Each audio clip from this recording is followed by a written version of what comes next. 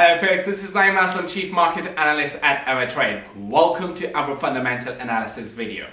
Let's begin with the European markets. We are seeing this downward move in the European markets, and the reason for this particular downward move is the European leaders, which had this 6-hour long phone call yesterday in order to get the green light from this credit facility which they created. They failed to receive that. Now obviously this credit facility was created in order to keep the borrowing cost low. But they left all the key details out. And because of the failure of establishing and having a concrete plan around that, is really having an immense amount of pressure, the selling pressure on the European markets. We're seeing the DAX index trading lower. We're seeing the FTSE index obviously falling enormously today.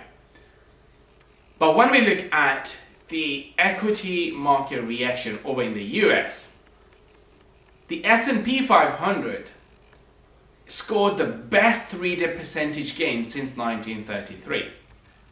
And the message echoed in terms of a percentage gain for the Dow Jones as well.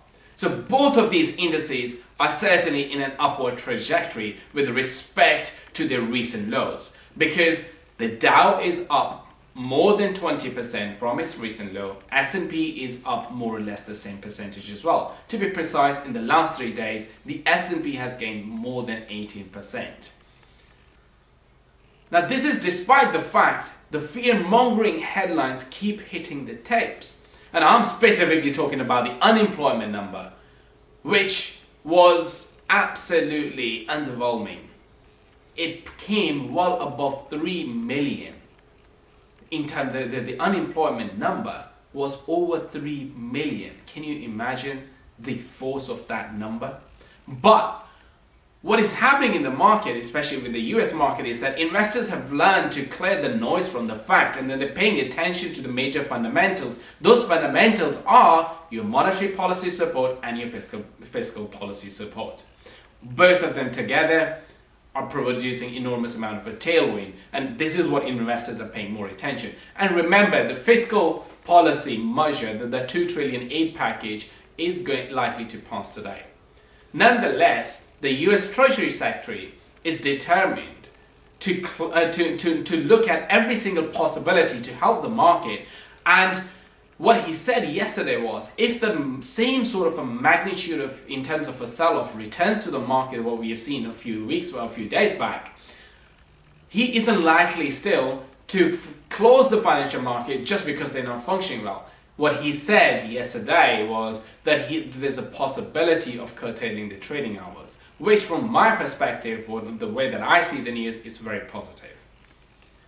Now in terms of a commodity space, the precious metals price is still on its upward trajectory. It is still continuing with its upward momentum. And when I look at the biggest gold holding in its ETF fund, that is also surging. So an encouraging sign, absolutely, without any doubt. As for the Forex market, remember sterling dollar suffered, or it had its worst week since 1985 or 1983, more or less. But this week, the pair is on track to record its best week in terms of its percentage gain since 2009. Why? Because the investors are optimistic about the fiscal policies, about the quarantine measures, and of course the monetary policy introduced, the loose monetary policy introduced by the Bank of England. This is where we will leave things, and remember to follow us on our social media channels and try to use the insurance product, the AvaProtect, in these uncertain times. That's all for today. See you guys next week.